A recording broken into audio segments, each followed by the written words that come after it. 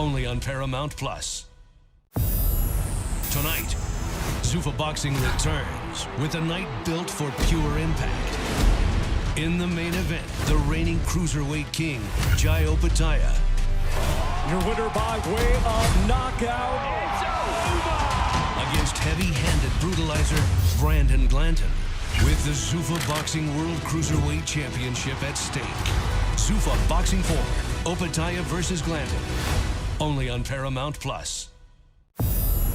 Tonight, Zuffa Boxing returns with a night built for pure impact. In the main event, the reigning cruiserweight king, Jai Opetaia. Your winner by way of knockout, against heavy-handed brutalizer, Brandon Glanton. With the Zuffa Boxing World Cruiserweight Championship at stake. Zuffa Boxing 4, Opetaia versus Glanton. Only on Paramount Plus. Tonight, Zuffa Boxing returns with a night built for pure impact. In the main event, the reigning cruiserweight king, Jai Opetaia. your winner by way of knockout, against heavy-handed brutalizer, Brandon Glanton. With the Zuffa Boxing World Cruiserweight Championship at stake. Zuffa Boxing 4, Opetaia versus Glanton. Only on Paramount Plus. Tonight, Zuffa Boxing returns with a night built for pure impact. In the main event, the reigning cruiserweight king, Jai Opetaia. your winner by way of knockout, against heavy-handed brutalizer, Brandon Glanton. With the Zuffa Boxing World Cruiserweight Championship at stake. Zuffa Boxing 4, Opetaia versus Glanton.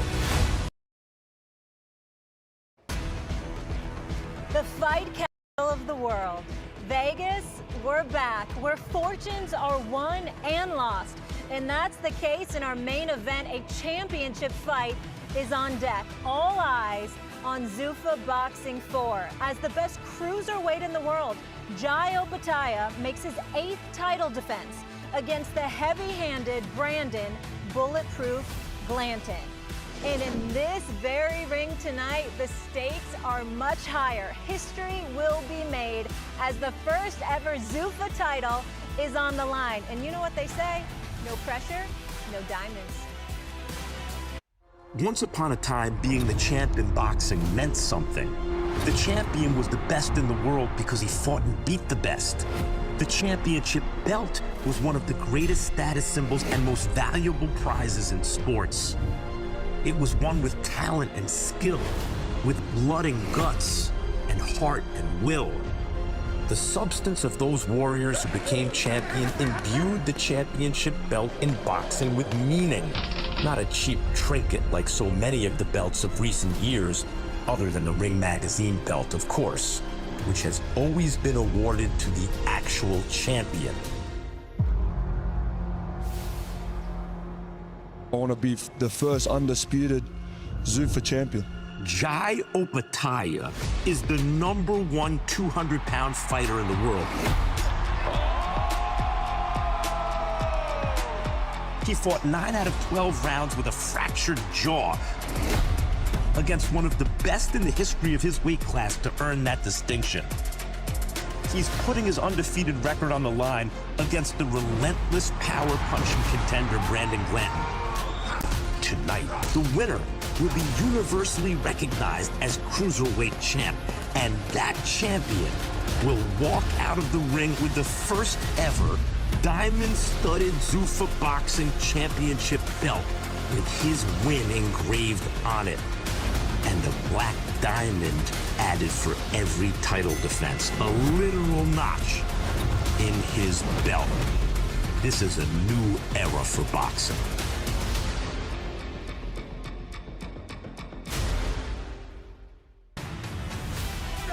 Tell, but we are fired up as we're hours away from crowning the first ever Zuffa champion. Hello and welcome into Zuffa Boxing 4. I'm Molly Karam here with my guys Antonio Tarver, the former champ, and Mark Kriegel. Gentlemen, we have had this one circled on our calendars for a minute now. I cannot wait. I can't wait either. You know, Jai Opetaia is a real killer. but he's not in easy tonight because he's fighting Glanton, that's a junkyard dog. And I think with the power these both have, it's going to be astonishing tonight. They call it bulletproof for a reason. A lot of belts, one best cruiserweight. You can see him soon enough. Absolutely. Let's take a look at this card right now. So our main card kicks off at 9 p.m. Eastern, our 3 fights. The first ever Zuffa Championship is on the line in our main event, and it follows 2 evenly matched fights. Mexican welterweights Ricardo Salas and Jesus Saracho, they face off in our co-main event.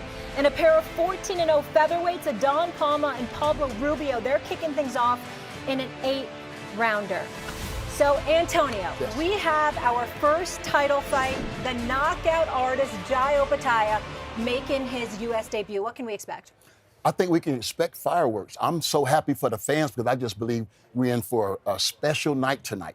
You know, Jai Opetaia is one of those guys that, you know, he has these viral moments when he knocks these guys out. And what makes him special is he's a technical fighter and he disguises that knockout power so very well, coming from the southpaw stance. And Kriegel, you spent a lot of time with this guy. I can't wait for that interview, which we're going to show in just a little bit. Jai Opetaia combines Olympic pedigree. I mean, this kid, when he was a kid, qualified for the Olympic team at the age of 16 with an incredibly violent style. What defines him, though, was the July 2nd, 2022. He fought Maris Briedis, then the so-called boogeyman of the division, and he won despite a twice broken jaw. That's fighting for a higher purpose. And when he goes in there, he carries the family name. He's a 4th-generation fighter, the family honor, all on his back. Yeah, and he wants to be undisputed. Taking a look here, Jai Opetaia's scored knockouts each of his last 4 fights. Unbelievable. And his last 3 opponents were a combined 50-0 when he faced them. Meanwhile, his opponent this time, Brandon Glanton, has never been knocked down. Gentlemen, Antonio, how can Brandon win this fight? I think Brandon's going to definitely have to get out of the early rounds. That's important. And it's not about if he can hit him, it's what he can make him miss with. I think it's going to be imperative for him to win this fight. But if Brandon can probably land a shot, that pressure, driving him into the ropes. That pressure is relentless, as you can see. And he let his hands go, and he has power. So, you know, he has a puncher's chance in this fight. And if it goes longer, I think he better his chances. Kriegel is a come-forward guy. What are you expecting? He was very clear when we sat down a couple of weeks ago. He says, listen, my one way of winning this fight is to get inside and take care of business. He sees himself as bullying the bully. Well, that remains to be seen. Theoretically, it makes some sense. I've heard boxing people say if Jai has a weakness, it's on the inside. Again, remains to be seen. But what's really interesting to me is that what Jai said, what's the price he's willing to pay? How many punches can he eat to get in? Well, our Hardy Andrel sat down with Jai yesterday. Let's send it out to them.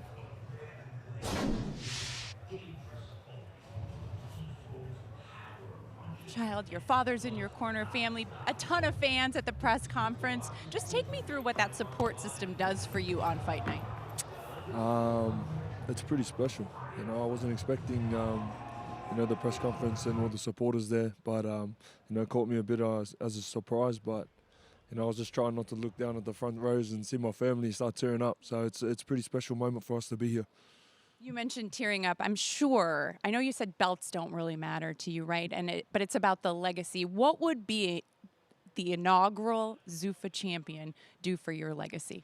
It's not that the belts don't matter, you know, I just mean, you know, the title of it, you know what I mean? Like, it's not the material. The belt's a bonus, you know what I mean? But they all matter, obviously, but man, the Zuffa title, it's a new chapter, you know, and I'm proud to be here. It's a big movement, and like I said, man, I'm chasing undisputed, and to have the Zuffa belt as well, I'm going to be the first. You've got a tough guy in front of you in Brandon Glanton. He's never been down. He's never been out. What is it going to take to finish a guy like Brandon Glanton? Man, you just got to win. You know, it's not always about the finish. You know, we just got to fight smart, do our job. You know, it's exciting. It's an exciting fight for here in America, and earning my respect. Absolutely, and your first one on US soil. Heidi, thanks. Let's take a look at the tail of the tape now. Jai Opetaia has a 2-inch height advantage, but Brandon Glanton has the reach advantage by 3 inches. And that southpaw left hand of Jai has ended many of his fights. And speaking of Jai, it's been a busy weekend for him. Let's go All Access.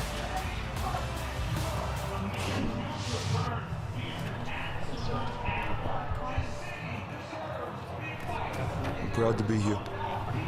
I'm just I love making and sure. Who has respect the my... sport. I'm just getting used to all these cameras and I'm sure it's going to be a hard fight. We're prepared for a hard fight. So let's get it on. Done. Thank you, Josh. There's always pressure. Every fight's important. Every fight's led to these moments. The pressure never fades.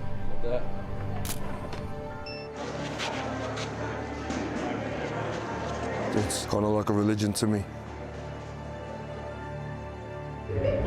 That's why we train the way we train. Animals, chase the pain.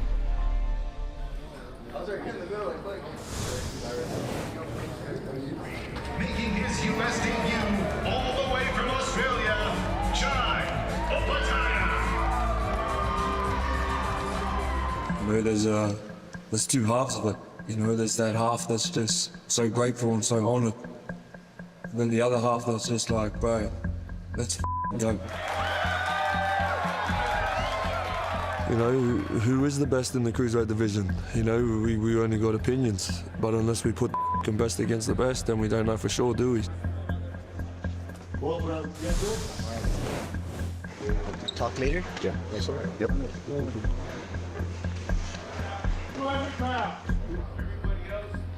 Next on the scale, he is the champion right now, undefeated, 29-0 with 23 knockouts.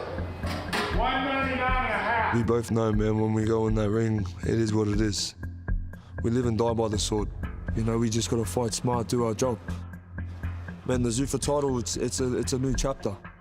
It's a pretty special moment for us to be here. Time now to check in with our insider, Mike Coppinger. Mike, great to see you as always. And I don't know if you've heard, but there's been some talk about belts this week in boxing. Can you please unpack this for us? Yeah, thanks, Molly. We're here right now in Jai Opetaia's locker room. He's going to be arriving here in just a few short hours for his big fight tonight against Brandon Glanton. And of course, Jai, he had another weigh-in this morning. He weighed just over 210 pounds to comply with the IBF rules. Big fight tonight, and I can't wait. Cop, let me ask you this. What's changed for Jai from Thursday until now, Sunday fight day? Right, so the IBF on Thursday, Molly, sanctioned this fight as an official cruiserweight title fight. One day later, they pulled that sanctioning, saying that they didn't want the title alongside the Zuffa title. But I saw an email that really contradicted that and said that they felt disrespected and embarrassed by the way the title was presented at the press conference. But either way, we're going to have the Ring Magazine Championship and the first ever Zuffa Championship online tonight. Jai Opetaia and Brandon Glanton. Now let's go ringside and bring in our guys, Andre Ward, Max Kellerman, and Joe Tessitore. Hi, guys. And Tess, you just heard from Cop. Obviously, we got a good one tonight, but can you put into perspective what tonight means for Jai? Yeah, we're going to do that. We're going to break down the fight. Dre's going to get us into his video breakdown in a moment. But first, Molly, I want to put up the ring rankings at 200 pounds. And when you see this top 10, and of course you see Jai Opetaia on top, you notice Brandon Glanton right in there. And then, of course, Opetaia is the champion. He's the Ring Magazine champion. He's the lineal champion. That means he's the man who beat the man who beat the man. And he has the longest reign for both of those accomplishments. Max, no matter what the endemic media headlines have been this week, no matter how many times that the alphabet soup organizations further confuse the sport of boxing, folks, this is simple. This is the Cruiserweight Championship of the world. Well, if they knew what they were doing, we wouldn't be here. That's right. And by the way, Cruiserweight Championship of the world, that's not even the good news. This is going to be an action fight. The number 10 contender, Brandon Glanton, brings it. And kids, you know how when you hear people in my generation tell you about the good old days? These are the good old days. In the old days, when I was in the 1980s, you turn on the TV and you flip to one of the networks, and there was some champion in some division in an action-packed fight against some colorful contender who brought it. That's what this is. You're in the good old days right now. Jai Opetaia is the champ. Brandon Glanton brings it. It's going to be ding, ding, round one, bombs away. Jai's not going to let anything that's going on with these sanctioning bodies get him off track. Fighters have the unique ability to push out the noise right before a big fight, and that's all this is just noise. We got the Cruiserweight Championship on the line tonight. It's a great matchup with Brandon Glanton. Brandon Glanton knows who he is. He's not better than Jai in any one category, and Jai knows who he is, and it's a great stage and a great moment for both let's of these guys. have you do what you do best, and that's getting into the video, breaking it down, your film. So take us through what to expect. Well, if Brandon Glanton's going to have any success in this fight, he's got to grind you down before he beats you up. And he's not throwing punches all the time, but it's that type of stuff right there. Putting his weight on you, pushing you back, and that starts to drain you so he can actually do what he wants to do. With ripping with both hands to the body, to the head, the uppercuts. He breaks you down before he beats you up. Can he do that against Jai tonight? Because Jai doesn't just have a good left hand, but he has great footwork. He bounces in and out, and he'll feint and look like he's coming in one way like he did right there, but then he'll come a different way. Glenn's gonna have to be ready for that. And that left hand, it's got a mind of its own. He can throw it straight. He can loop it over the top like you see right there, and he can loop it to the body as well. But when the left hand lands, it causes a lot of damage for anybody that Jai Opetaia fights. Yeah, Molly, if those highlights of Opetaia and Glanton can't get you excited, I don't know what does. We are so looking forward to this championship main event. Had it circled, and take a look at this belt iced out. My goodness. Let me tell you a little bit about this title belt, gentlemen. Let me educate you. Matte black, textured metal, with the name, weight class, and country flag on the left sight plate. And this thing shines with 70 plus carats of diamonds, 24 diamonds on the center plate, 12 on the side plate. Now on the right side plate, black diamonds mark each successful title defense, allowing the belt to evolve with the champion's reign. The belt is finished with a black pebbled leather strap, complete with a Z detail for added texture and brand identity. And at the end of the strap sits the Ali plate, and that's finished in a gunmetal end cap, paying tribute to the greatness that is. All right, we are moments away from fight action. Injuries, sickness, tired, rock up, get it done. Adrenaline, man, you just pump it. It's all I know. When you break them and they decide they don't want to come out of a corner or they can't physically get up, oh man, it's nothing like it.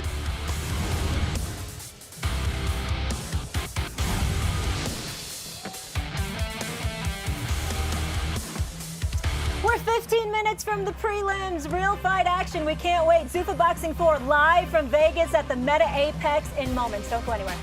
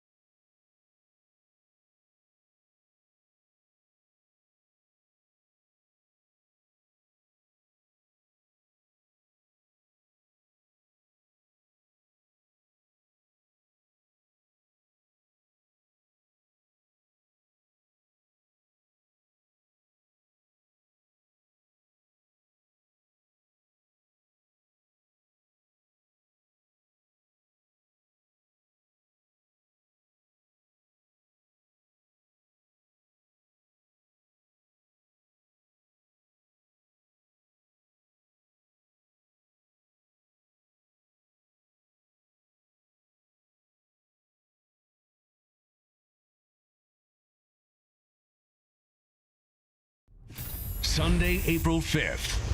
A big night of Zuffa Boxing. In the main event, Las Vegas' own Andres Cortez returns home. But the dangerous Erickson Garcia is coming to steal the moment. Plus, former world champion Mark Magsayo collides with the tough, determined Fergal McCrory. And Azat Crazy A Hovhannissian takes on Eduardo Baez. Zuffa Boxing 5, Cortez versus Garcia, only on Paramount Plus.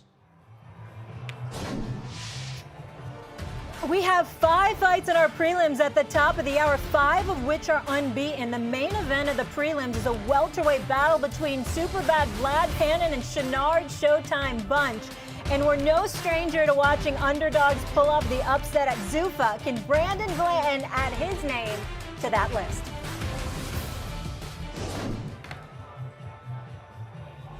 That's it. I gotta break your face. Obviously, I'm a strong puncher, but I refuse to be bullied by anybody. How you feel about Opetaia? I think he's a bully.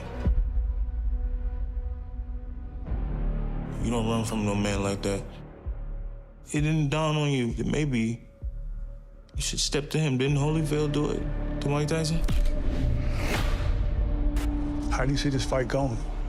You gotta break him. I'm gonna knock him out. No one's done that. You must ain't met bulletproof before. Them judges will not be needed. I'll die in that box if I have to. I'm gonna win this fight.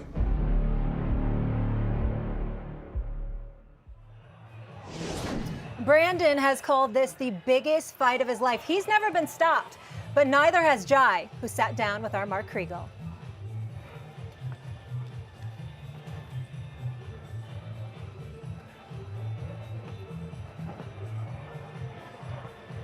All right, and we cannot wait because Zuffa Boxing 4 will be live in about 10 minutes. We've got 5 rounds of prelims, and of course, our main card, we're going to get you that feature, your sit-down interview, where, you know, I don't want to play spoiler, but what happened, but you were able to get some good stuff out of a pretty tough guy there. Tarver, I want to talk to you about this because I find this fascinating. Jai has fought with a broken jaw before, yes, right? And you can speak to that. You have as well. Unfortunately, I have too. Yeah. What does that take? What kind of toughness does this man we're going to see tonight have? You know what? In that fight, I felt like my whole career was slipping away from me once I received that broken jaw. I lost those last 4 rounds, but I didn't quit, even though it crossed my mind. But to imagine that this man fought with both sides of his jaw broken, one side in the 3rd and the other one in the 10th, and he wasn't in there with anybody. He was in there with Breedis, the 2-time, 3-time cruiserweight champion. So he had enough mental resolve to stay focused, not only finish that fight, but win that fight. There's no blueprint for fighting through a broken jaw, much less one that's busted on both sides. And he became very emotional in our interview. He's not an emotional guy, but he was emotional in this interview. I think to do something like that, again, there's no how-to manual. You need some sort of higher purpose. What are you fighting for? In Jai's case, and we'll see this, we get the feature up there, it's about his family. He's a 4th-generation fighter, a 4th-generation boxer. And again, every time he goes in there, it's about the family honor. Something happened to him besides all the physical ailments that he came into that fight with. It was something emotional. I'll leave it for the feature if we get there. But it actually helped him. It doubled down on his resolve. You know, again, boxing and family for him, like the same thing. Absolutely, and he said boxing's like religion, but you picked up on something. So when we were in the fighter meetings, remember Jai said to us, he's like, another interview. Yeah. He's never dealt with this level of media, and you felt like he looked a little tired. He looked a little tired. What could that do to a guy who's not used to this type of hoopla? You know what, it's experience. You know, he's coming to America. Of course, we want to promote him, sell him, of course. But a week before that fight, you gotta, you know, fall back, stay focused, and decompress. All right, and now we have your feature. We got that all ready for you. So let's play that right now, guys. Jai Opetaia is the best cruiserweight in the world. An undefeated champion in the prime of his prime. But his greatest talent That which tests the boundaries of both ability and human endurance isn't physical, but ancestral. Touch and hook. Boxing runs deep in our blood. My fourth generation on my father's and a third of my mum's. Grew up in the boxing world. My grandfather Billy and his father was a fighter. My grandfather was a fighter, and my dad. Swinging right hand from Opataya. Now me, family business. At just 16, Jai made the Australian Olympic team. At 20, he turned pro.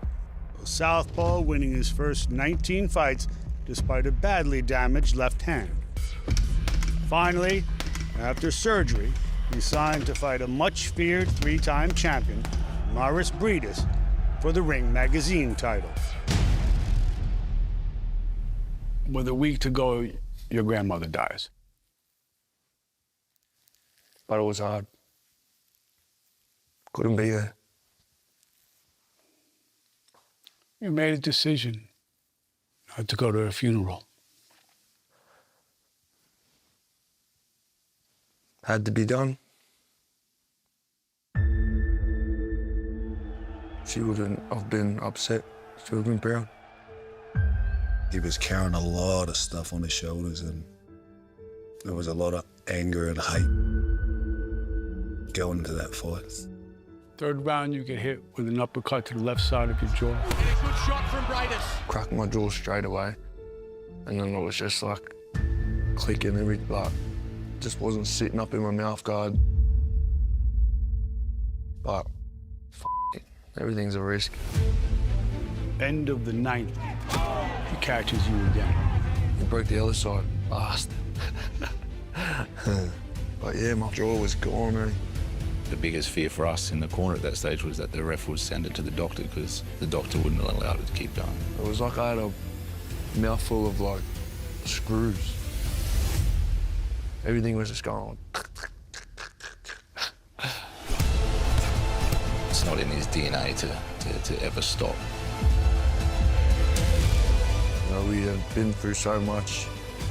It was just punch, punch, punch, work, punch, punch. It's a lifetime's work for that one fight.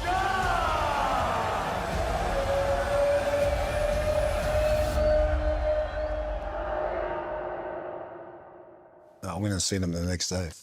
And what did you tell him? I said, yeah, mate, you did it. Proud of you. And he said? I was like, what? What the f did you say? Jai would recover in full and stop his next 4 opponents. Now, fighting for the first Zuffa Boxing title. Every time you go into the ring, you're bringing your family's history. Fought for my family, last name.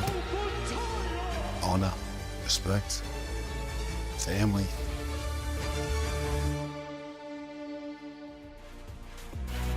Exceptional interview, Kriegel. Love that. All right, Jai is a big favorite. Looking at the odds makers, they think he's going to win by knockout. But we wanted to hear what the fans had to say, so we took it to the streets in Vegas. Take a listen.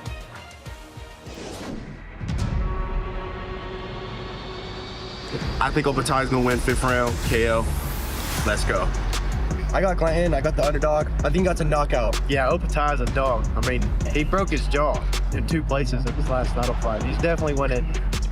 1st round, knockout. I think Jai is just more technical. He's going to break him down and then hit him with that punch in round 7. Glanton in the 6th or the 7th round by a knockout. All right, man, I got Jai Opataya, round 5, TKO for the win. Australia, let's go. Hype the fans are. Yes. We are equally as excited. So, Antonio, you heard what they had to say. Who are you taking in the main event? You think Brandon Glanton's going to play spoiler, or you think Jai takes 1 step forward to undisputed? You know what, Molly? I have a soft spot for the underdog, but when I look at Jai, man, he steps off the screen, and I just believe it's going to be his night with everything's going on. And he has a determined, He's determined to become undisputed, and I think that's going to carry him tonight. Neither guy's ever been down. I think that changes tonight. Glanton's willing to pay the price, but ultimately I think it becomes too expensive for him to get inside. I see a late stoppage. I also see the doctor getting involved. Ooh, okay, medical. Zuffa Boxing 4 starts right now. We'll see you guys after the fights. Enjoy it all. Thanks for being with us.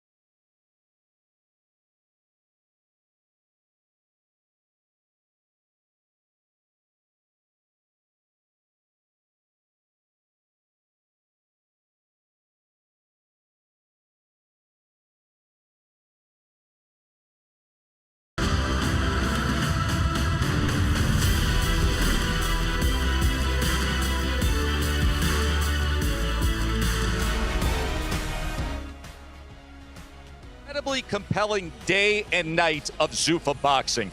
This time, the Meta Apex will be host to something new, a world championship fight, and that is on the line. The diamond-studded Zuffa Boxing title belt. It will be awarded for the first time, and it'll go to the winner of our main event, the Ring Magazine and Lineal Cruiserweight Champion, Jai Opetaia. He is set to make his U.S. debut. He does so against the capable, heavy-handed puncher, Atlanta's Brandon Glanton, and he can bring it. And we're so glad that you are bringing it back here with us inside the Meta Apex for this Cruiserweight Championship between Opetaia and Glanton. Welcome inside to the Meta Apex. Joe Tessitore alongside Max Kellerman and Andre Ward. This is Zuffa Boxing 4. And this is very simple. When you get away from the muddled mess of the alphabet soup organizations and you simply say this: we have the Cruiserweight Championship of the world tonight with a fighter in Jai Opetaia who's very special, Max. Look, the history of the Cruiserweight division from Dwight Muhammad Qawi to David Hayes had a lot of good and colorful fighters who've gone on to do things even at heavyweight, but the two greatest in the history of the division, Evander Holyfield and the current heavyweight champion of the world, Alexander Usyk, are the standard. And Jai Opetaia, his name is starting to be mentioned as, could he be the third in that triumvirate? Could he join that group of Holyfield and Usyk when people talk about the greatest cruiserweight champions ever? Tonight, he has to beat Brandon Glanton, and all Glanton knows how to do is bring it. Opetaia is the champ. Glanton is the 10th ranked cruiserweight contender, according to Ring Magazine. They are fighting for the first ever Zuffa belt. The cruiserweight champion of the world will walk out of that ring with that tonight. And we finally get to see him here in the United States, Dre. You get to see him in person. What has you excited about seeing Opetaia? And it's a great stage, and it's the perfect opponent in Brandon Glenn. It's a guy that knows who he is. He's not better than Opetaia in any one category, but the subtotal of who Glanton is typically is enough for him to get his hand raised, but will it be enough tonight? But Opetaia, he's been atop the cruiserweight division for some time now, and you don't see a lot of guys reign these days. They have a moment, they have a year, and then they move on. But when you're a guy that reigns, you got to be great again, and he has to be great again tonight against Brandon Glenn. Full coverage of the main event portion of Zuffa Boxing 4 will get underway at 9 p.m. Eastern. These are the 3 fights. We think we're in store for a really good one between a couple of 14-0 featherweights with Palma facing Rubio. Then our co-feature. Almost assuredly, this will play out to be wildly entertaining because it's a Mexican-style action fight between Salas and Sriracha. And then it is our championship main event, the 29-0 Jai Opetaia against the proven mauler Glanton. Dre, Jai is skilled, he's got great pedigree, but equally, he's tough. He's tough and he has character. We've seen Opetaia go through, a broken jaw in 2 different places. Most fighters don't ever touch that round. And he came through and fought 10 more rounds after the broken jaw. He's extremely skillful. He's going to need those intangibles against a guy like Glanton. And Max Glanton, he's got that belief, that confidence, that determination always when he fights. I mean, Opetaia is a class above. That's why he's the champ, and Glanton is the number 10 contender. This is going to have to be a situation where Glanton wills himself to victory. The good news for Glanton is that's the only way he knows how to fight. Here's what I love about the undercard we're about to bring you.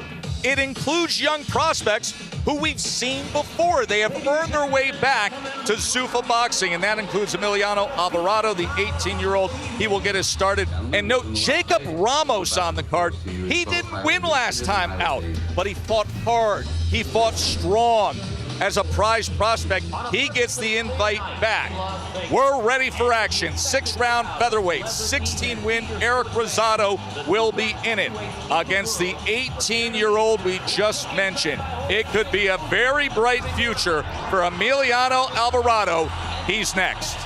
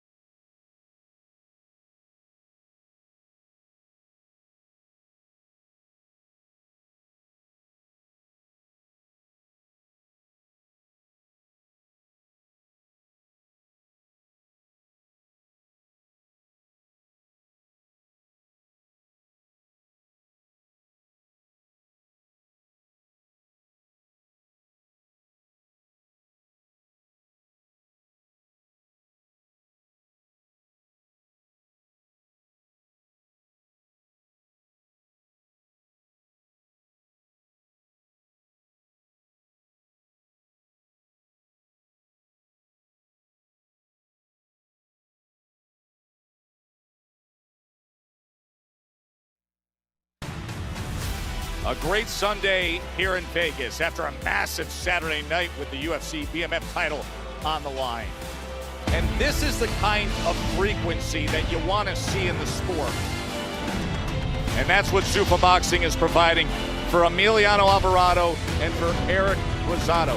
They have each fought in recent weeks, and now they meet up here.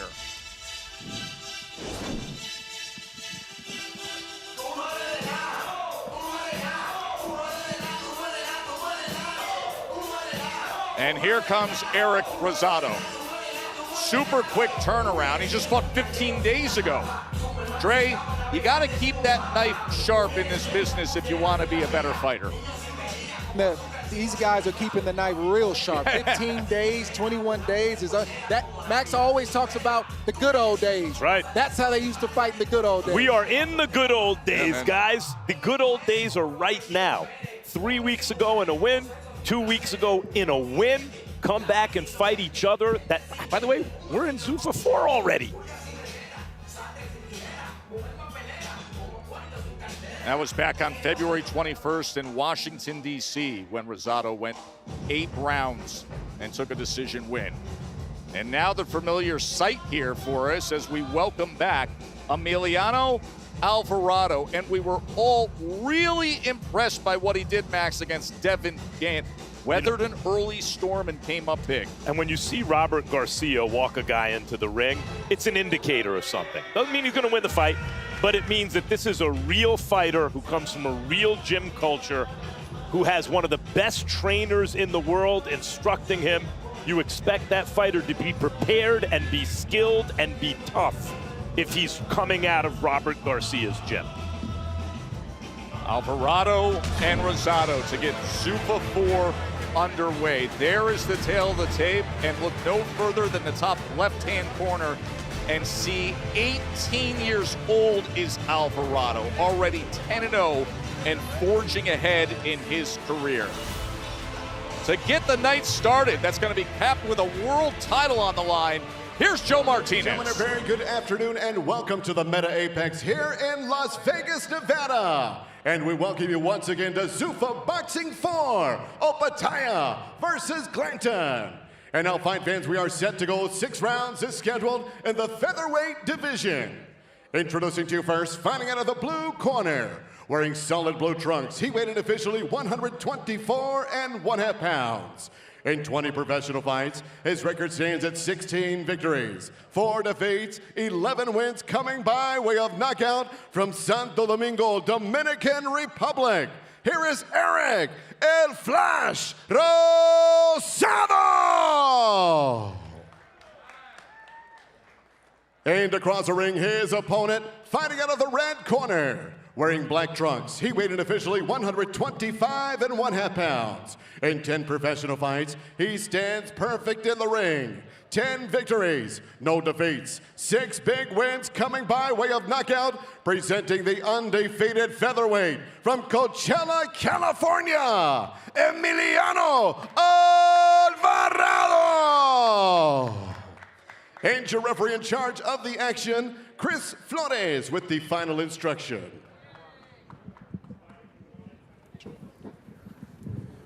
Okay, gentlemen, we went over the instructions in the dressing room. I expect a clean fight. Both these trunks are good. There's a line there. There's a line there. Touch them up now. Go back to your corners. Stylistically, this is a guy in Alvarado who's going to apply pressure, and a guy in Rosado who's going to want to keep the fight on the outside. But that doesn't mean that the pressure fighter is the slugger and the outside fighter is the boxer. Out of Robert Garcia's gym, we see it time and again. The pressure fighter brings real boxing skill to the table. So here is Alvarado back to business after we saw him back on February 15th. Dre, that was a 4th round TKO victory that we cited against Devin Gant. Yeah, that was a good fight. Way to break in, the ring here at Zuffa. He's very familiar and comfortable with the process, and looking for him to build on that last victory.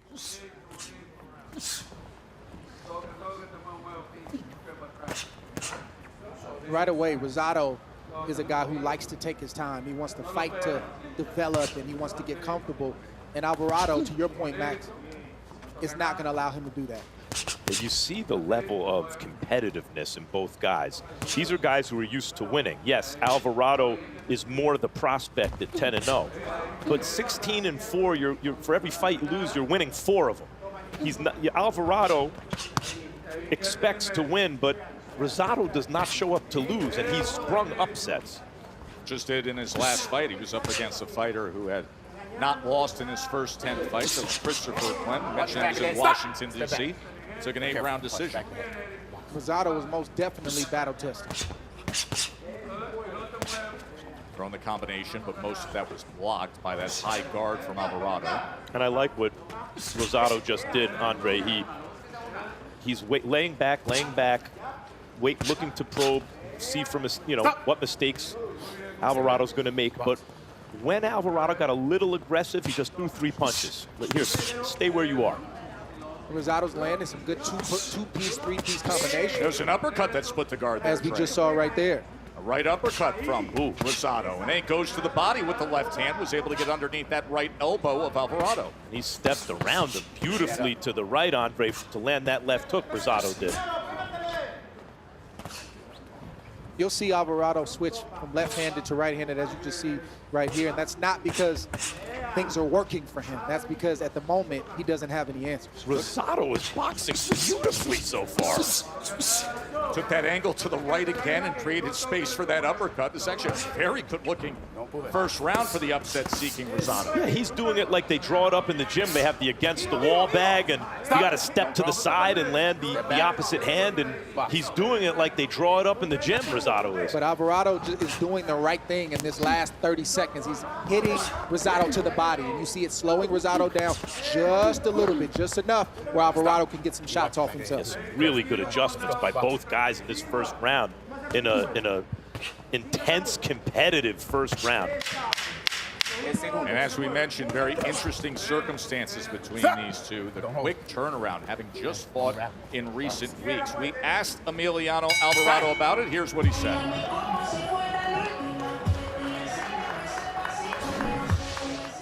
My name is Emiliano Alvarado. I'm 18 years old. I'm from Coachella, California, and I'm currently 10-0. I just got done fighting February 15 with a stoppage in the 4th round. I felt very controlled, very smooth. Body shots, head shots, uppercuts. The work don't stop, and you just gotta stay ready. Well, he was controlled and smooth then.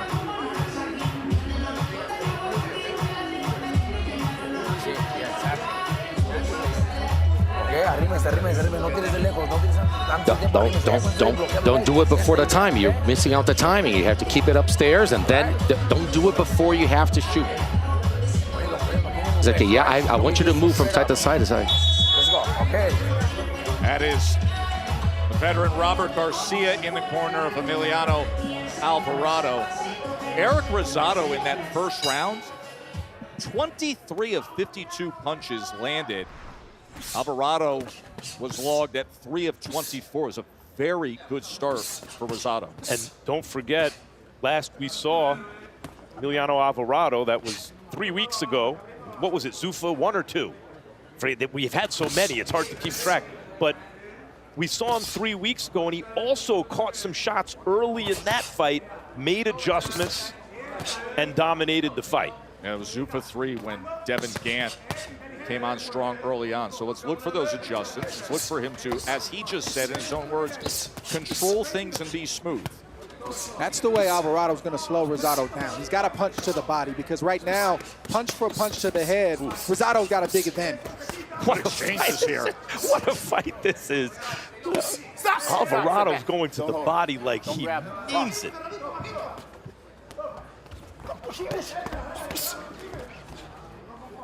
Now you see what I said earlier, where Alvarado's making Rosado fight a lot faster than he wants to early in this fight. No knockdown there. It's Chris Flores. All right. Is our third man inside the ropes. Alvarado slowly taking Rosado out of his comfort zone, even though Rosado's still getting the better of these exchanges at the moment. Andre, you identified it immediately in the first round. Rosado. Oh!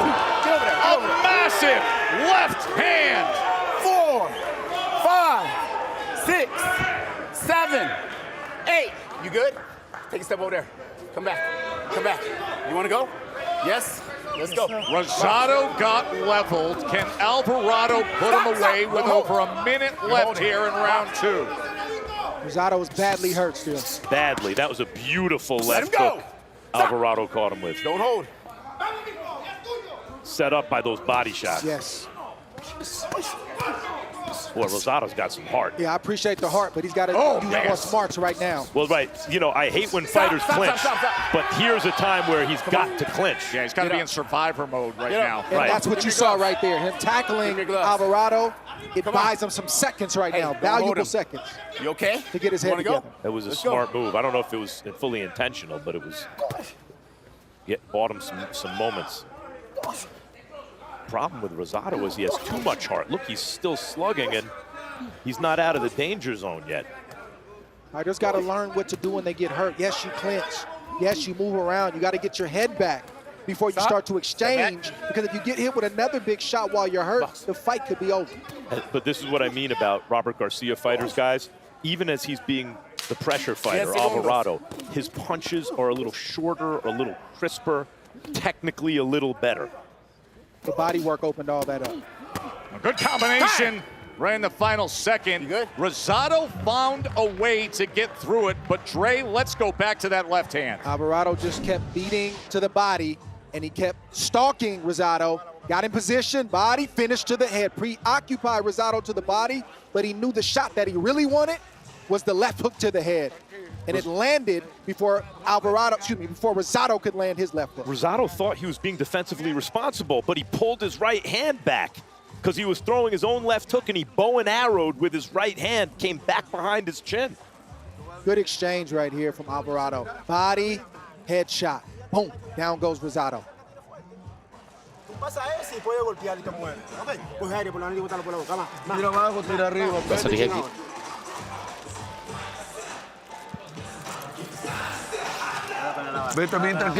You have to be chill now. Just wake up, relax a little bit.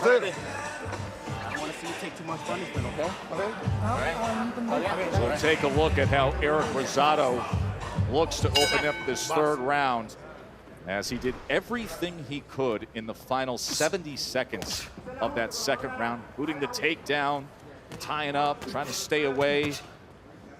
But Alvarado with the big left hand, the left hook, that hurt Rosado badly. Alvarado's a very impressive young fighter. To be 18 years old, to still be developing physically, to now we've seen him in consecutive fights, take some shots early, make adjustments, immediately start imposing his superior technique. It's impressive. At this age, it's impressive. He went to the body again with that left hand, then wraps around to the body with the right hand.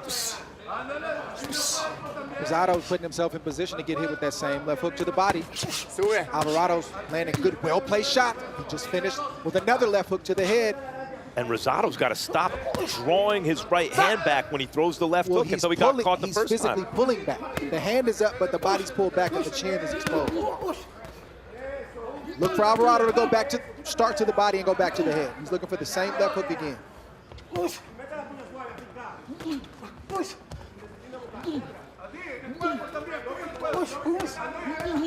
Rosado trying to get to the inside and smother, lands a right uppercut.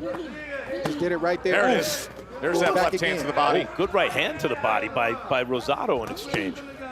Another digging left hook from Alvarado. Let's see if he doubles it up and does get that opportunity upstairs. That left hook just grazed the chin of Rosado. See, technically, I think you mentioned pulling back the body. I also feel like Rosado's trying to get some mustard on the hook, on the left hand, and that's why the right hand sometimes pulls back. That's a mistake. Yeah, whereas technically, Alvarado does little things well. He doesn't do that sort of thing when he gets mustard on his shots. His hands stay where they're supposed to. Four-punch combination. Little shoe shine on the inside from Rosado, but he's playing with fire and doing that. He is, but he's got no shortage of heart tonight, Rosado. Oh, he looks strong and fiery in terms of his ability to bite down, considering what happened in round two. Ooh, both fighters thought the same thing at the same time, and they both just missed the target. Well, you got to give credit to Rosado, just how he has controlled himself here in round three, considering what we saw in round two. Yeah, because sometimes a fighter can get hurt, and there are different ways of kind of packing it in. One of them is, all right, I'll just try and score a knockout. You lose all your discipline because it's not going well for me. Another is, look, everyone, how hard I'm fighting, but you can see the desire to win isn't there anymore. Rosado's trying to win his best right now. Oh, staggered as he went back. He stayed in the line of fire from Alvarado, and Alvarado found the target. Look for the hook again. He's just being outclassed. Look for that left hand again. And the bell comes in on time. How you doing? ¿Está bien? ¿Quieres seguir?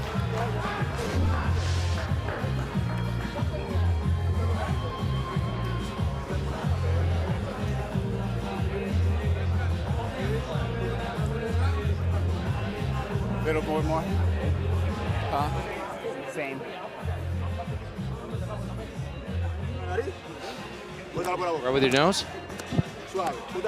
Easy. So you're winning that right on. Like you have to catch him and then step back. Like you have to watch out because you got more than. You're catching him well, but you have to get those body shots in. Like a little more space in there as well, and also to the body all the time. So we can still win this thing. We have to move. It's like you have to be alive. Like, look alive right now. Let's go. He's still this fight.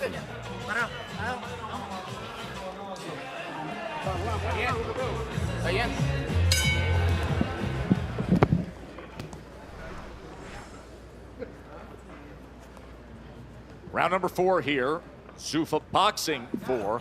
The 18-year-old Emiliano Alvarado impressed 21 days ago, and he's doing it again. Scored the knockdown in round 2 against Erick Rosado.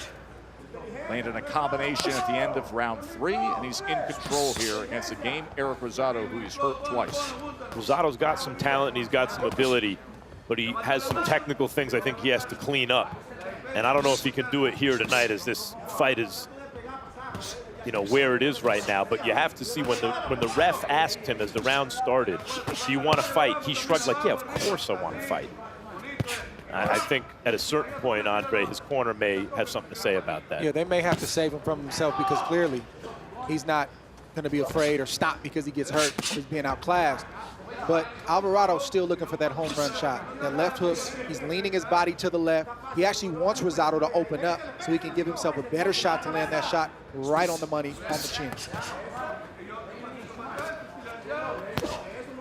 See Alvarado not wasting any punches, not wasting any energy, just slowly getting closer so he can land that shot, that left hook to the chin once again.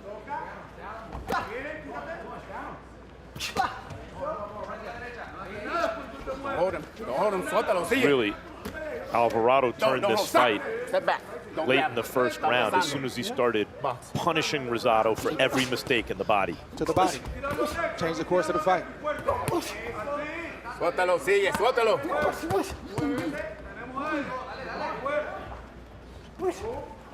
Suéltalo, sigue, stop. Don't hold. These moments right here for Alvarado is almost better than when you hurt a fighter or knock a fighter out, because you know the opponent has nothing for you. Physically, he's weakened. He's still hurt from the shots, and it's just a matter of time. When you know it's just a matter of time, that's a beautiful feeling for a fighter who's on the winning side of that. I love the way Alvarado digs with both hands to the body. He's he's hitting with such thumping power on both sides. Not only that, but his head is in position to not get countered from his opponent. A lot of times you hear Mexican style, right? And you think of the left hook to the body. But that two-fisted attack to the body is, you know, completely debilitating. That's not the shot Alvarado wants. He wants the headshot. He wants to preoccupy Rosado, but you better believe he's coming back up top very soon. That is how he scored the knockdown in round number 2. Boy, it really opens up this Rosado in moments like that. Dangerous.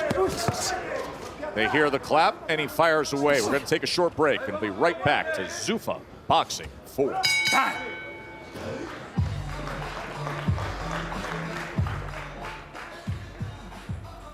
Take a deep breath. Choose the round now for what, bro? Or you tired?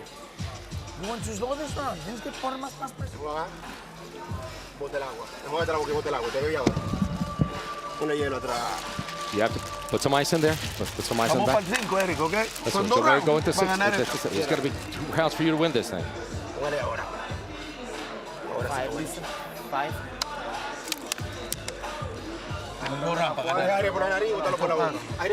Listen, you have to work up. You have to put your hands up there. You have to protect yourself in there.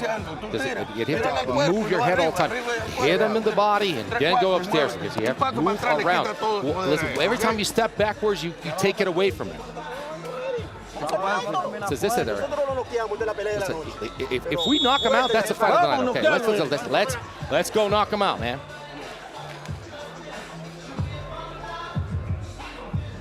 Round 5 scheduled for 6 between Alvarado and Rosado. Let's bring in our unofficial judge, Skipper Kelp. Skip. I have a 39-36 for Alvarado. Rosario came out boxing beautifully early on, but Alvarado's body punches and constant pressure has lured Rosado into a dogfight, and that bodes very well for Alvarado to impose his will. 3 rounds to 1, including, of course, the 10-8 round in that second round.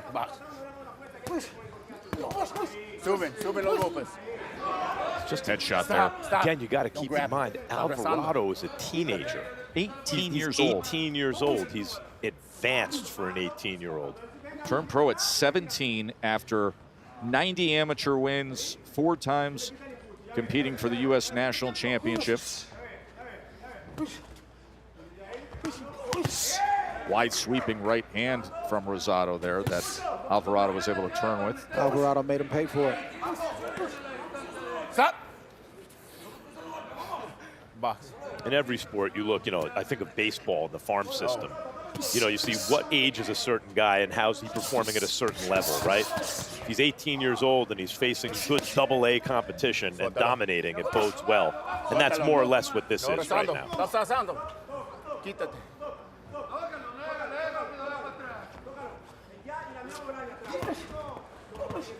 Alvarado got away from the body attack and all the good things that he was doing to put himself in position to hit Rosado with that left hook, sort of watching Rosado and giving Rosado opportunities to survive. Why do you think fighters do that, Andre? I'm sure I've discussed this with you on air before. I think of you and Kovalev, how you stayed with the body when you got him hurt. You were unrelenting. Now he's doing it as I say it, but why do fighters get away from it? You'd be surprised how hard it is to stay focused for a 3-minute round and then 6 rounds, and 8 rounds, and ultimately 12 rounds. That's a skill set in and of itself, and I think the fighter being young, you see him going into the game plan and away from the game plan, and you see Robert imploring him, go back to what we worked on. So it's just mental lapses that you see from the young fighter right now. And he'll get hit with a good shot, it'll wake him up, and then he'll go back to the game plan. You shouldn't need that at the highest level, but he's got a lot of room to grow. And he's not at the highest level yet, but he is fighting a guy who's 16-4 and coming off an right, upset but as you're win. training him, you got the highest level in mind. You have to train him up to where you want him to be.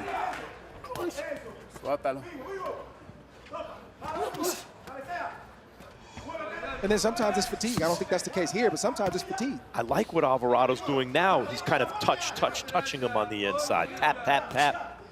Not throwing everything full force. Changing up the cadence to open Rosado up.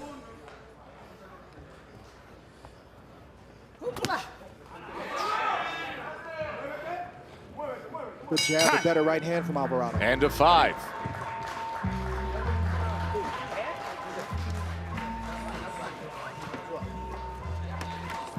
The picture right now, give me some foot. Yeah, extend the feet. Open your mouth, get some water in there.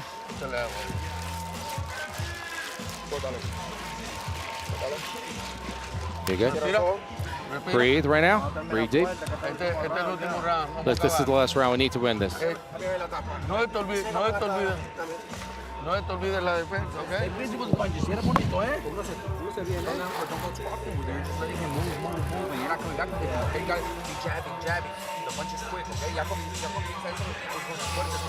Listen, whatever he walks into, he just body shots him. Body shots, right? Okay, don't be. Let's go, last round, okay? Let's go. You're better than him. Just finish the fight. Give him a good finish. Emiliano Alvarado, for the full course of the fight, he's been doing great work like that. Just well-placed body shots, no particular area, just letting the shots go where he can. Those shots are debilitating, and they drain you very, very quickly. Dre, he has landed 30 body punches to this point. Of course, body punch that opened up the door for the left hook up top in round number 2. That's the lone knockdown we've seen so far. Listened into the corner of Rosado. He told him, you got to go out and win this round, win this round, win this round, no matter what. Scorecards that would make common sense that he's got to score a knockdown. He needs a knockout. Yes. I think Rosado needs to knock him out twice at this point. First time Rosado threw a body shot. A little late. I got to say, guys, it's a good performance by Alvarado, obviously, against the guys I mentioned. He's coming off an upset win. He's 16-4. He has some ability. But given the shape that Rosado was in after that knockdown, I'm sure Robert Garcia will have some things to say to him about finishing fights after this one. He had about 1:10 to work with on the back end there. Rosado found a way to survive that second round. He also was hurt late in round number 3. Yes, he was. And by finishing, I don't even necessarily mean in the round he had him hurt, he had to stop him, but to keep doing the things that he was doing that led to that knockdown in the first place and applied them a little more consistently. I don't think this fight goes to this. Yeah, Alvarado definitely had opportunities to stop this fight, but this is how you want it. You want to be able to go back to the drawing board on a win and a great performance just to tinker and get better. Suéltalo, sigue, suéltalo. Suéltalo, let him go. Let him go. No, let him go. You're holding. Box. A warning from Chris Flores. Good job, ref. Those debilitating body shots there as well from Alvarado. Left hook came upstairs again on the back end of it. We're going to line up that power hand. Snaps back the head with a jab, and now posting to line up that right hand as the target. Alvarado's got to finish that great right hand with the left hook. He's got to wipe his nose with the left hook, and this fight could be over. You see damage on the face of Rosado. Stop! Don't hold. Abrazando. Rosado's just trying to get to the finish line right now. Alvarado's done more damage here in the final minute of round 6. The fact that Rosado is still in there, not only throwing hard punches, but doing it with some semblance of a game plan is, you know, it deserves some recognition. It does. Tough Dominican fighter who lives in Houston, Texas, on the quick turnaround to take this opportunity at Zuffa Boxing 4. But he ran into a guy who's starting to emerge now as one of the young prospects to watch, and that is Emiliano Alvarado. The 18-year-old featherweight from the famed Robert Garcia Academy, Emiliano Alvarado. We'll take a quick break, make it official.